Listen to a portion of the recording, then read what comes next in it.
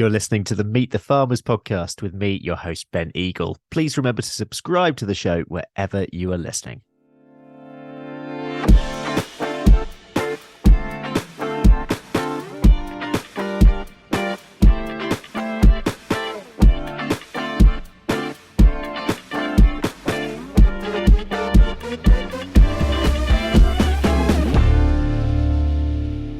Hello, everyone, and welcome to episode 231 of the Meet the Farmers podcast with me, Ben Eagle. Today, we're heading to Denbighshire in Wales to meet dairy and beef farmer Huw Foulkes. Huw was brought up on a dairy farm, but was initially put off farming when he saw his father having to sell his herd.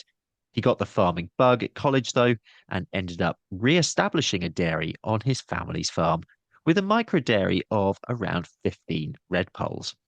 For his beef, he crosses Welsh black heifers with Wagyu bulls.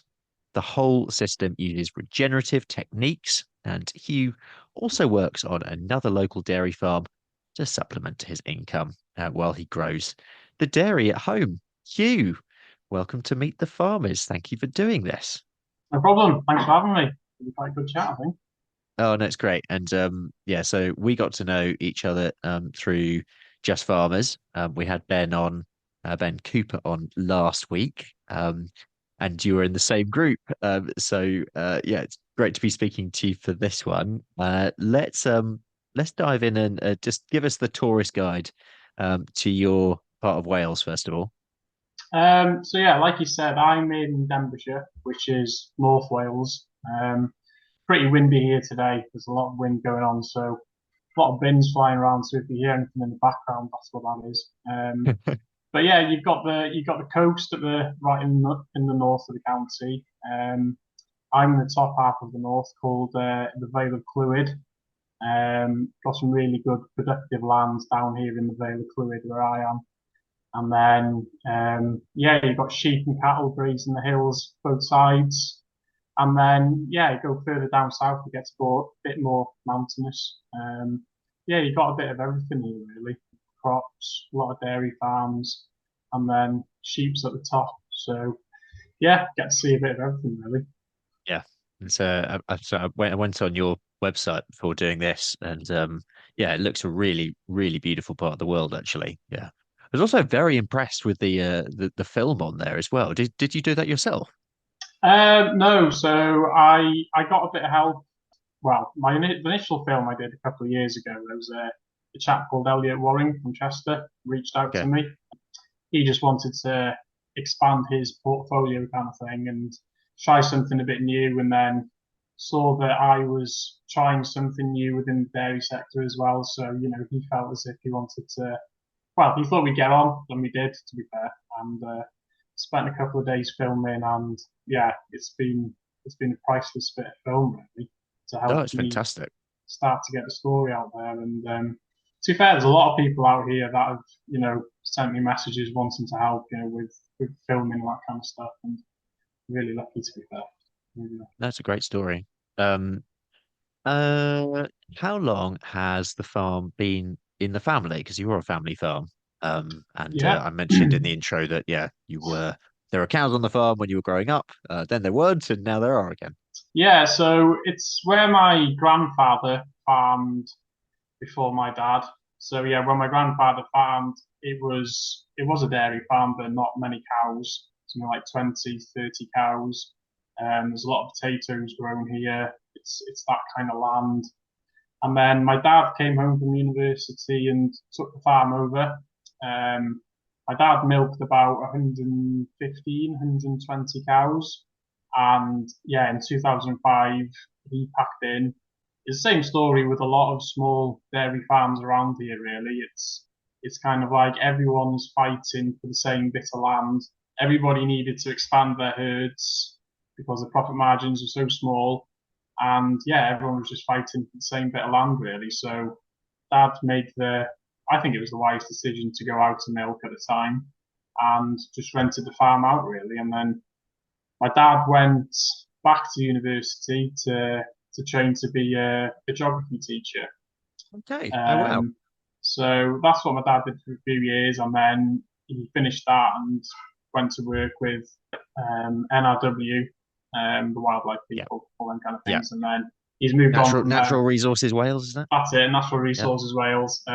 He's done a bit with United Utilities, improving the water quality of the River Dee and that kind of stuff. And then, yeah, he works for a company called Binny's now, which is very much the same sort of thing.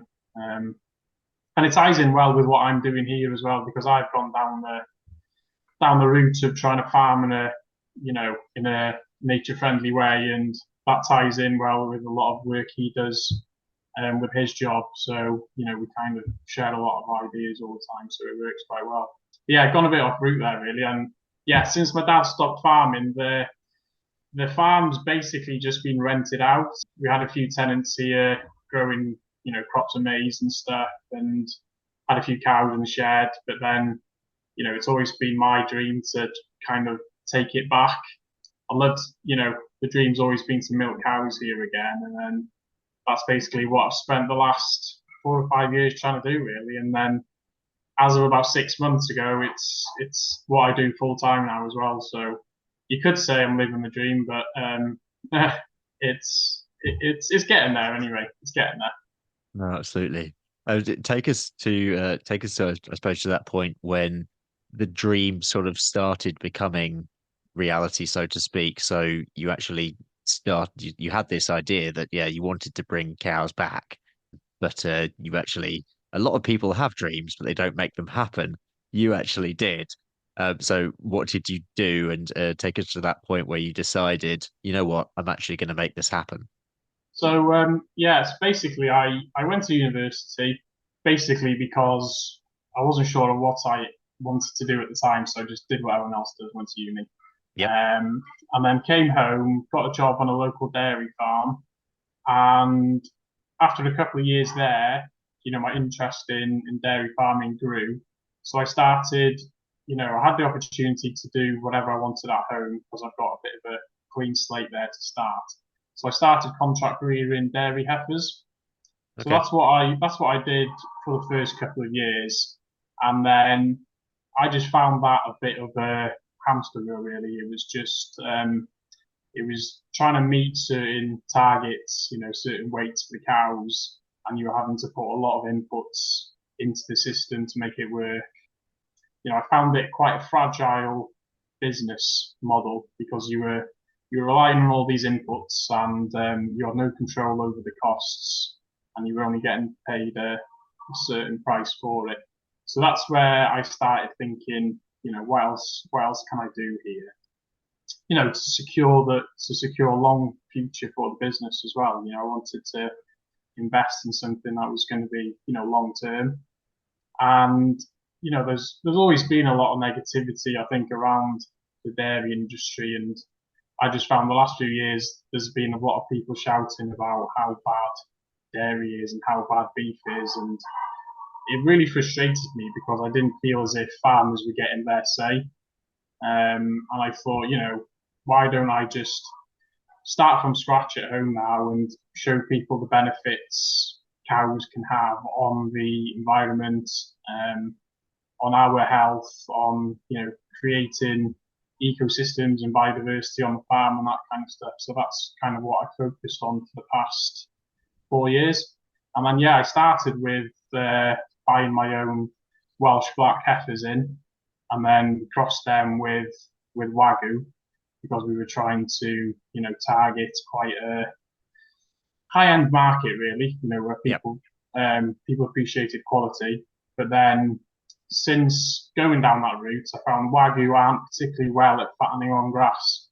Okay. They're an animal that requires quite a lot of pushing and quite a lot of feed. So we've moved away from the Wagyu now, and we're just focusing on red poles, which is a more native breed that, well, they fatten on fresh air. If you know anything about cattle, these old traditional native breeds, they just do well. So they do so well off grass, and I've spent the last 2 years just trying to build the herd up really, and get a decent number going.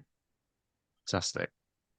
So yeah, so that's one side, and then you have the the micro dairy on the other side. And I think we've had a couple of micro dairies on the show in the past, but Yeah. for someone out there who might be thinking, well, how can you run a business with just a few cows? Tell us about micro dairies and sort of the thinking behind it. So the whole idea behind the micro dairy for me was I wanted to just start off with what I could afford. I didn't want to go out there and borrow, thousands of pounds from the bank and then spend the next 30 years trying to pay it back. So I thought I can start with what I can afford and, target quite a local market that's going to appreciate what I'm doing, and then they'll be willing to pay a bit more for it. So that was the plan, really. Sell it from the farm gate, and there's no cost to that really. You just stick it in a fridge, and hope people come. So the plan was to start with as little cost as possible, and just develop it as the demand grew, kind of thing. I've not had to go out and borrow money to do it, which was the main plan really. Brilliant. And it just gives that bit of uniqueness to what you're doing as well. There's a few vending machine, farm milk vending machines popping up around the place here now, and especially during COVID. And it just being a micro dairy makes you unique in the fact you're not milking hundreds of cows. You're doing it on a small scale, and it's just a nice little story, really. And linked to it as well is very much linked to your regenerative system. Tell us about your system of managing the land and how that works. Yeah, so we've gone down it's a bit of a buzzword, I think, at the minute, down the regenerative route. But what we're trying to do basically is farm with as little inputs as possible, and get as much out of the soil as we can.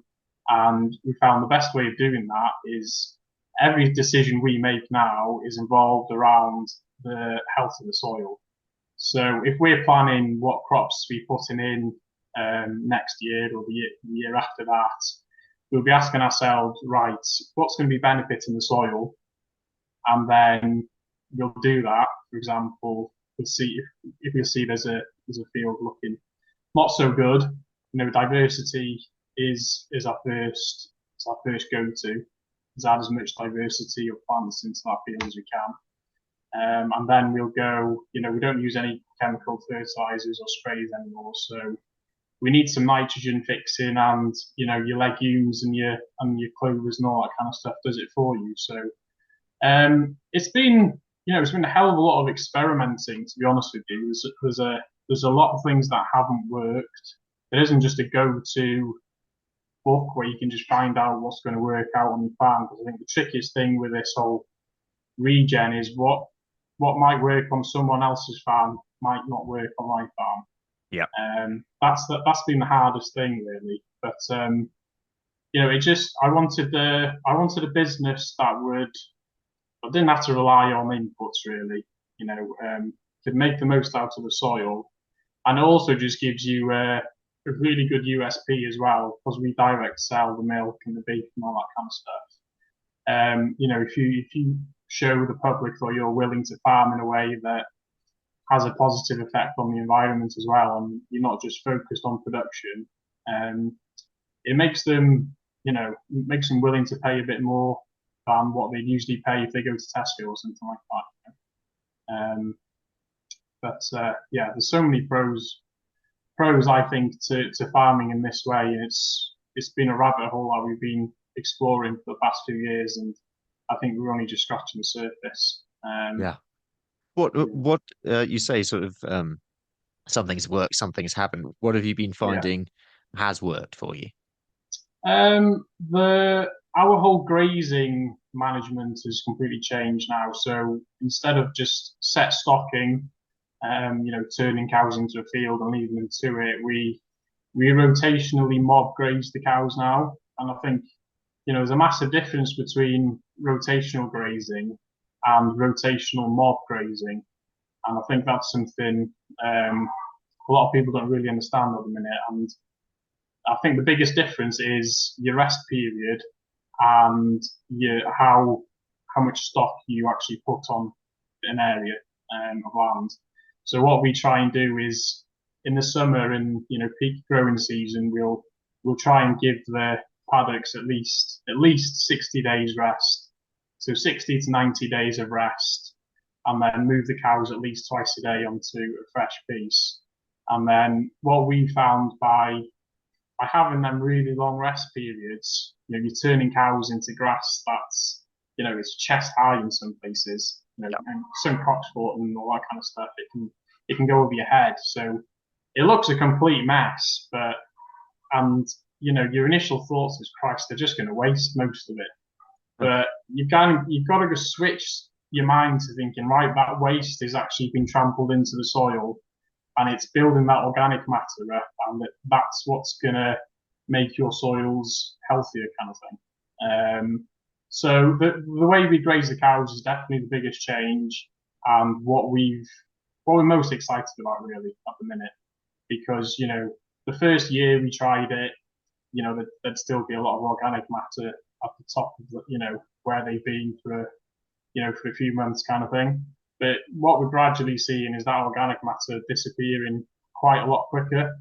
So, for us, there must be more activity going on there now. And yeah, we just need to do more sampling really to find out, is the organic matter going up and all that kind of stuff. But it's definitely exciting anyway. This episode is being supported by our primary sponsor, Howden Rural, which is the new name for A-Plan Rural. The Howden team shares my passion for giving a voice to farmers, and we are both driven to raise the profile of farming voices to a wider audience. Howden Rural do a lot of work on social media themselves, sharing farming accounts and farming stories. They have a rural community blog which shares farmers' experiences, and they also support a growing number of initiatives that champion UK farmers, including this podcast. So a big thank you to Howden Rural for supporting Meet the Farmers. Another practice you do, which isn't probably well known, let's say that within the dairy sector, is you keep calves with their mothers. Why do you do that?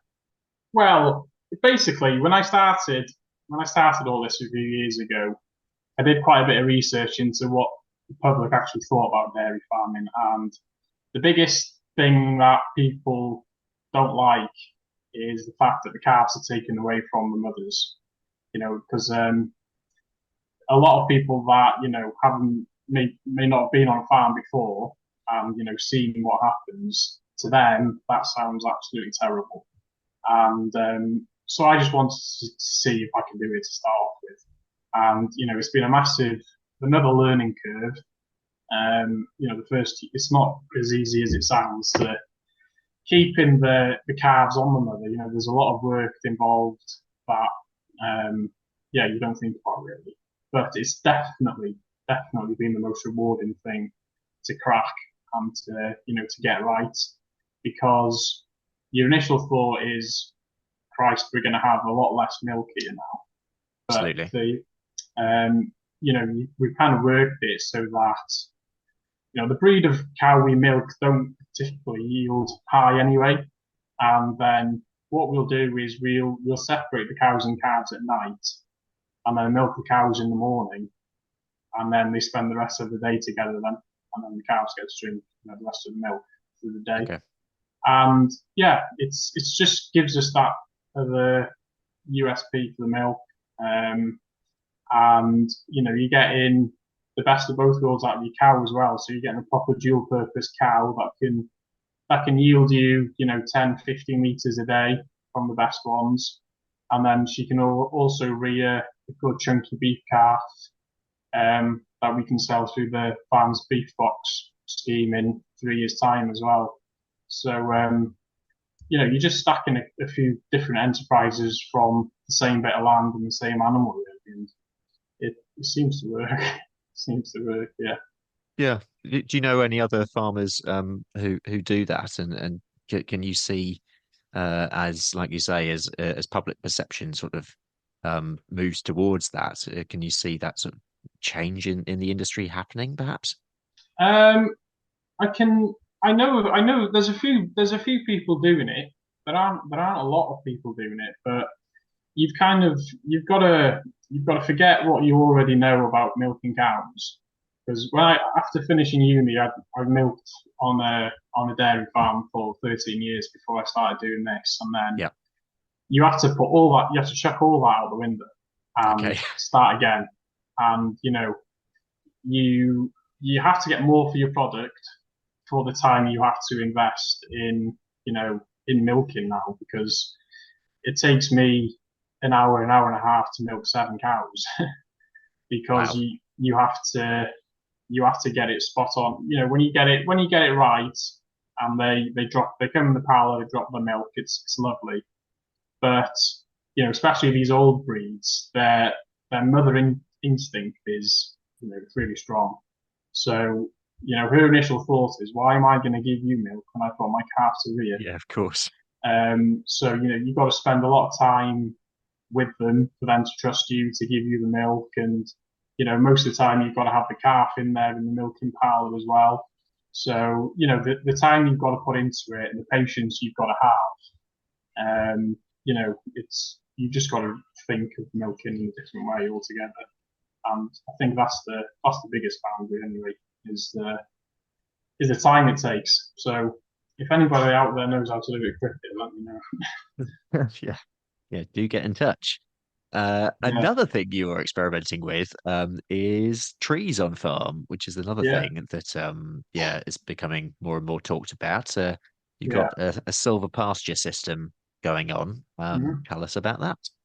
So yeah, it's a big topic in Wales at the minute, especially with Absolutely. the sustainable farming scheme wanting us to plant 10% trees.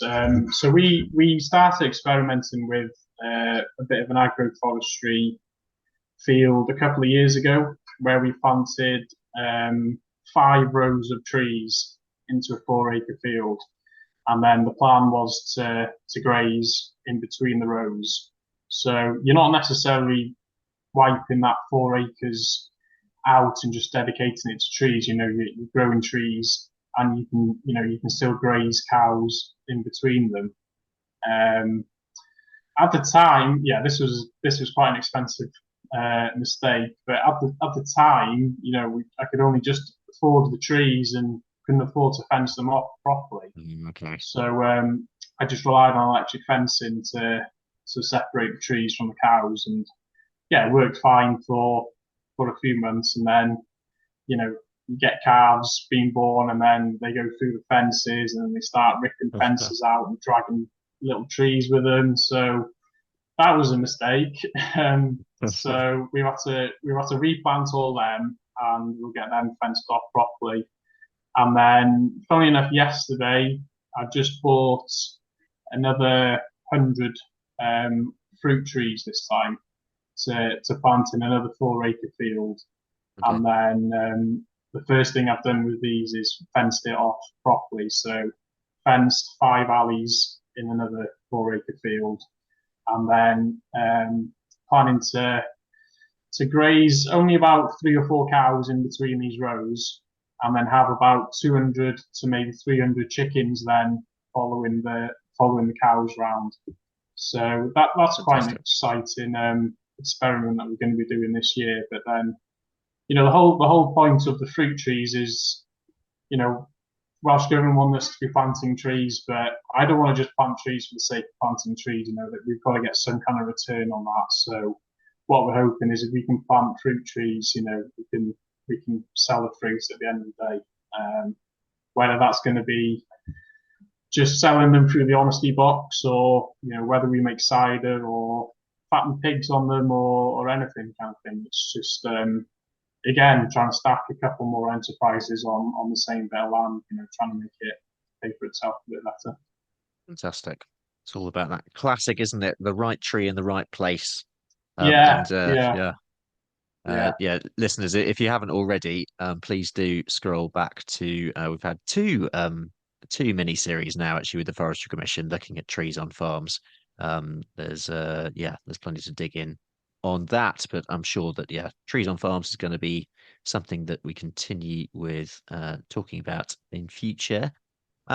Let's move on to the section where we talk about challenges in the industry on a broader level, bigger industry stuff.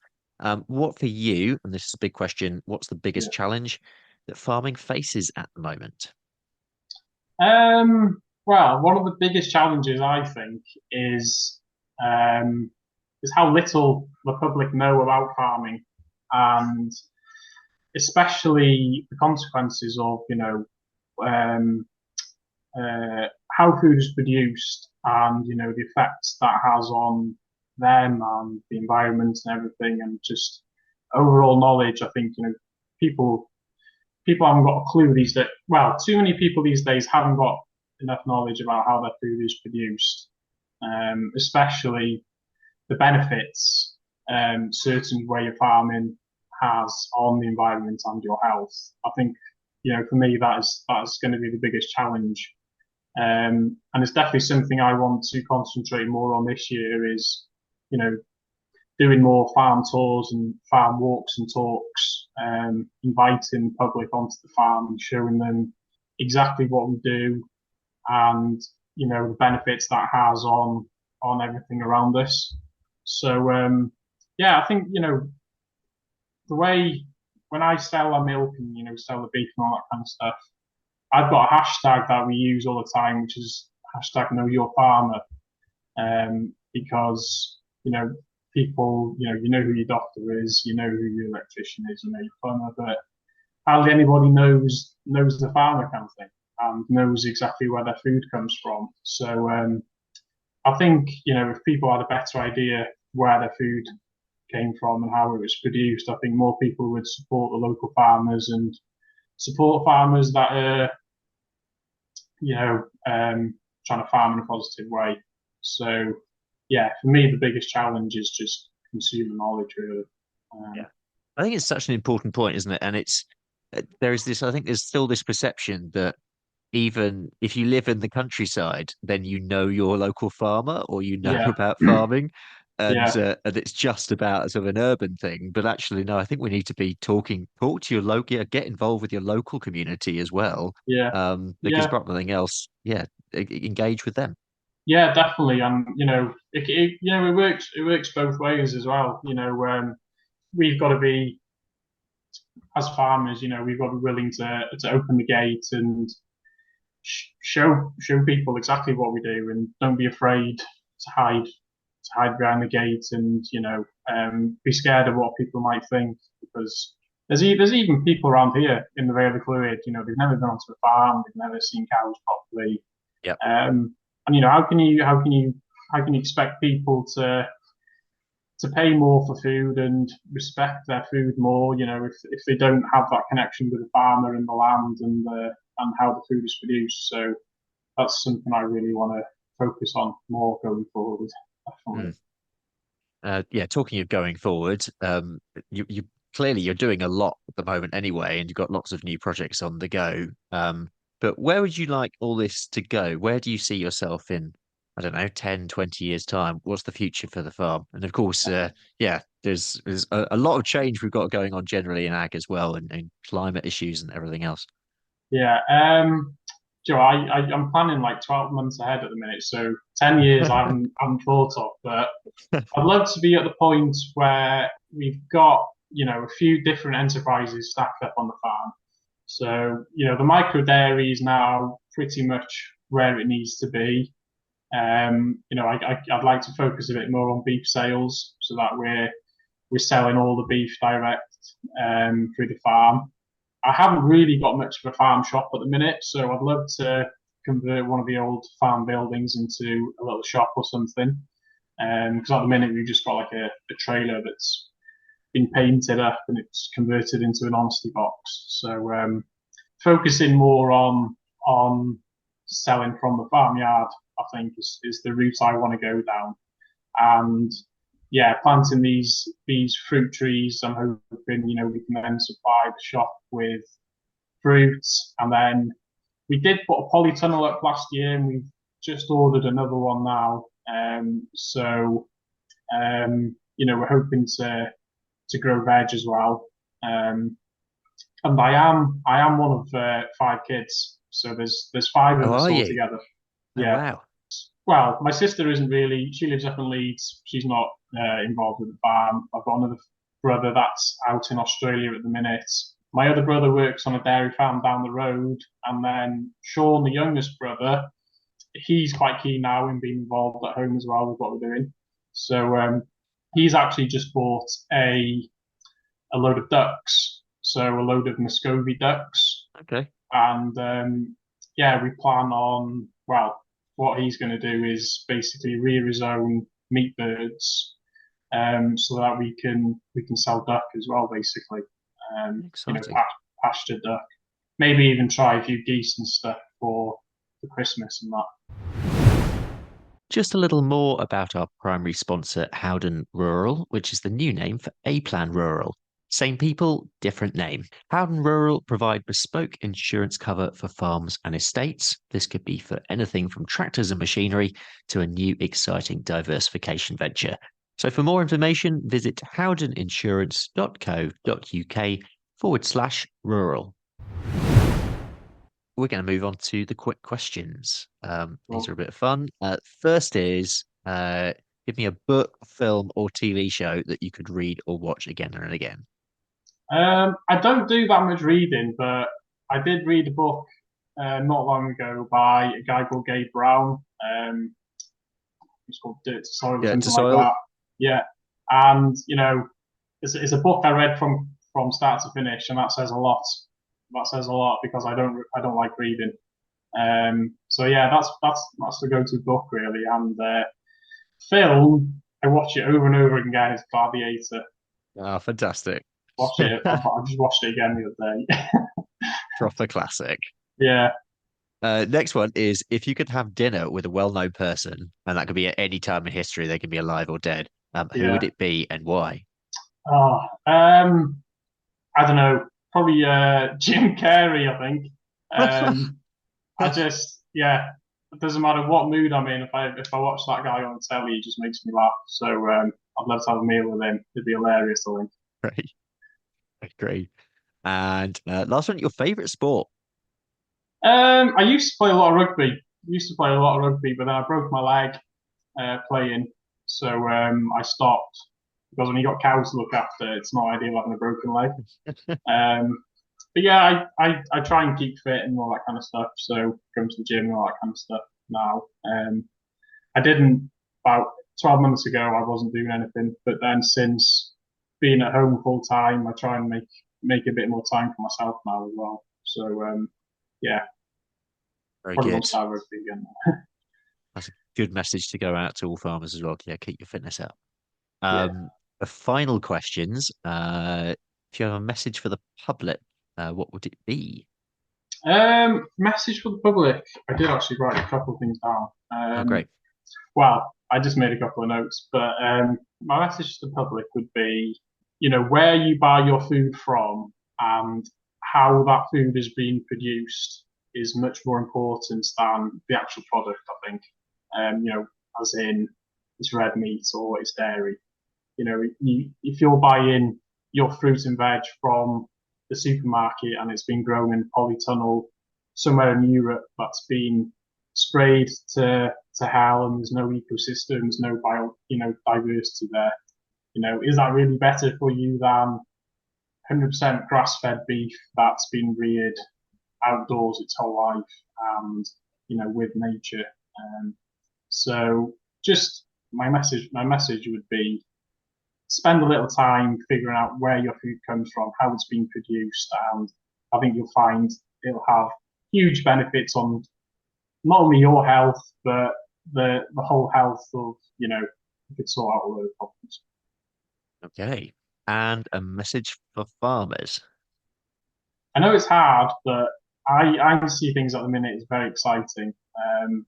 A lot of things are changing. There's a lot of opportunities out there, and just go with it and don't be afraid to try new things. I think a lot of young lads I speak to, they want to try new things. They just don't know how. They don't know how to go about it. They don't think they've got enough knowledge about it. Whereas, I take the route of just figured it out as you're doing it, kind of thing. So don't be afraid to try new things. If you want to do something, try something. You just do it and figure it out along the way. What's the worst that can happen?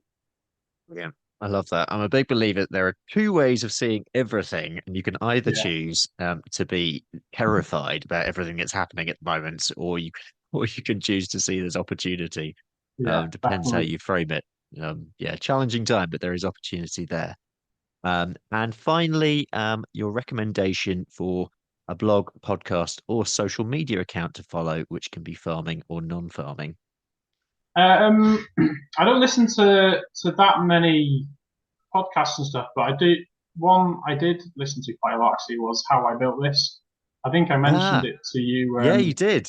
when I saw you in the Just Farmers, but that to me has been really, really, really good. I can listen to that podcast all day because you're listening to stories of people that have started from absolutely nothing, some of them, and how they've managed to build companies that are worldwide now. Um, I think one of the best one. I can't even remember his name now, but the the guy that built Five Guys, the burger chain. Okay. Um, and yeah, there's just some really, really great stories out there, and you can listen to a few of them and be very, very inspired. So if you're thinking of trying something new and you need that push and a bit of confidence and belief in yourself, just have a listen to that podcast because there's some really great stories. Thanks for that, Hugh. I will, yeah, it's been reminded to myself to, yeah, look that up again, and subscribe to that. So that's great. We'll leave it there. Thank you so Perfect. much. Thank you for coming on, telling us your story. And yeah, I think, I mean, I'm excited by everything you're doing. I realize that it is a heck of a lot of work, to start everything from scratch. Mm, So yeah, yeah, just really well done. And yeah, keep it up. perfect. Thanks very much, Ben. Really appreciate you asking me to come on. Great having you here. That is it for today. A big thank you to my guest, Huw Foulkes, for coming on the show. Thank you for listening, and thank you to our primary podcast sponsor, Howden Rural Insurance, for supporting the show. Next time, we'll be heading across the Atlantic to Ohio to meet eighth generation farmer Zoe Kent. Don't forget to check out our sister show, Rural Business Focus. You can find that wherever you're listening to this podcast. I'll be back with you next week. But for now, I'm Ben Eagle. This has been Meet the Farmers. Thank you very much for listening, and I hope you'll have a great week.